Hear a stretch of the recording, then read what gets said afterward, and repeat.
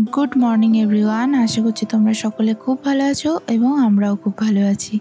আকাশে পেঁজা পেঁজা তুলোর মতো মেঘগুলো দেখে বোঝাই যাচ্ছে যে পুজো আর বেশি দেরি নেই।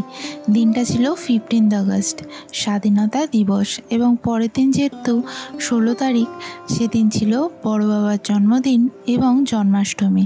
দুটোই একসাথে পড়ে যাওয়ায় বাজারে ফুলের দাম প্রচুর।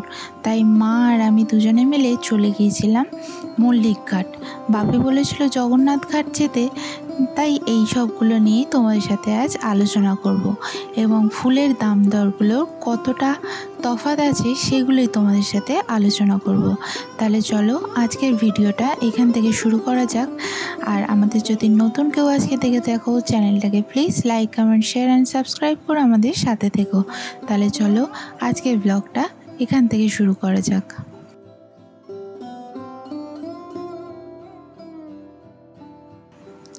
দিনটা 15 আগস্ট হওয়ায় আমার অফিস ছিল ছুটি, তাই সকাল সকাল উঠে পড়ে নানান রকম ঘরের কাজ করছিলাম।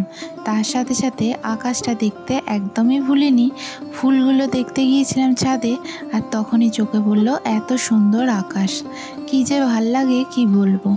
এদিকে মায়েরও রান্না বসানো হয়ে গেছে। আজকে একটু তাড়াতাড়ি মা রান্না বসিয়ে দিয়েছে, কারণ প্রচুর কাজ আছে। আমাদের পাশেই একজনদের বাড়ি আছে, যেখানে ফ্ল্যাটটা তৈরি হচ্ছে তাদেরই, সেখান থেকেই আম পল্লব আনতে গিয়েছিলাম আমি আর মা।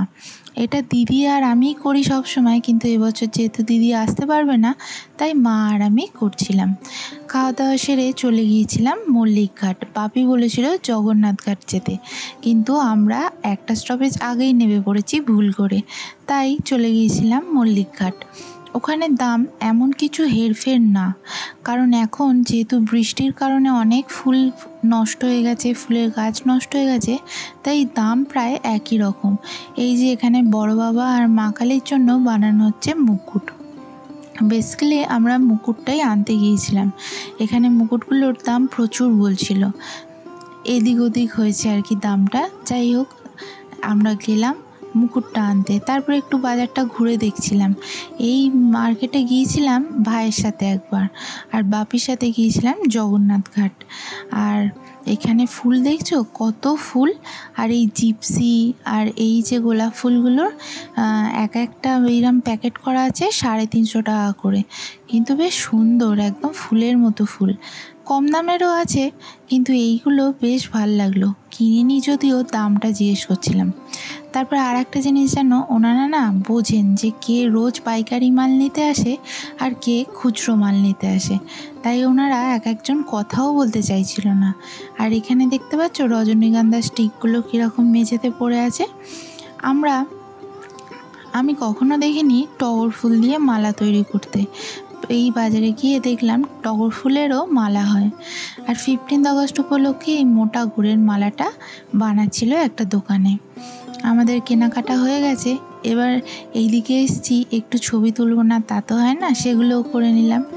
এবং পরের দিন সকালবেলা আমাদের বাড়িতে পুজো শুরু হয়ে গিয়েছিল ভোরবেলা। গোপাল ঠাকুরকে সাজিয়ে টাজিয়ে নিয়ে পুজো টুজো করিয়ে নিয়ে আমরা চলে গিয়েছিলাম মন্দিরে। যেহেতু আজকে সারাদিনই প্রায় মন্দিরে থাকতে হবে, সেই রাতের দিকে ফিরবো। আর এই দেখো মুকুট আর মালাটা পরে কীরকম লাগছে ঠাকুরকে। আবার বলুন নমো পদ্মালীর পদপিতাঙ্গি স্বপরিদ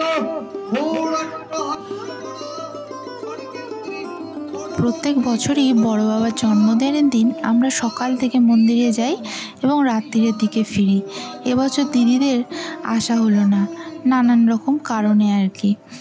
আর একে দেখো, আমরা যখন থেকে গেছি তখন থেকে এ দুষ্টুমি করেই যাচ্ছে। এই ছিল আমাদের সারাদিনের আজকের ব্লগ। কেমন লাগলো অবশ্যই কমেন্ট করে জানিও। যদি ভালো লাগে প্লিজ একটা সাবস্ক্রাইব করে দিও যারা নতুন দেখছো আমাদের। লাস্টে হলো হোম, সব কিছু ক্যাপচার করে উঠতে পারেনি, কারণ সেদিনকে ব্যস্ততা সত্যিই তুঙ্গে ছিল। যেহেতু বাড়িতে আবার দুটো আমাদের চারপেই ভদ্রলোক আর ভদ্রমহিলা রয়েছে, তাদেরও তো টেক কেয়ারটা ঠিকঠাক করে করতে হবে, তাই এর মধ্যে আমি 3বার বাড়ি এসেছিলাম তাদেরকে দেখতে। আর লাস্টে হোম হলো, হোম হয়ে শেষ হলো আজকের মতো পুজো। সকলে ভালো থেকো, সুস্থ থেকো এবং সকলকে ভালো রেখো, এইটুকুনি বলবো। আজ তবে চলি, দেখা হচ্ছে নতুন কোনো ব্লগে।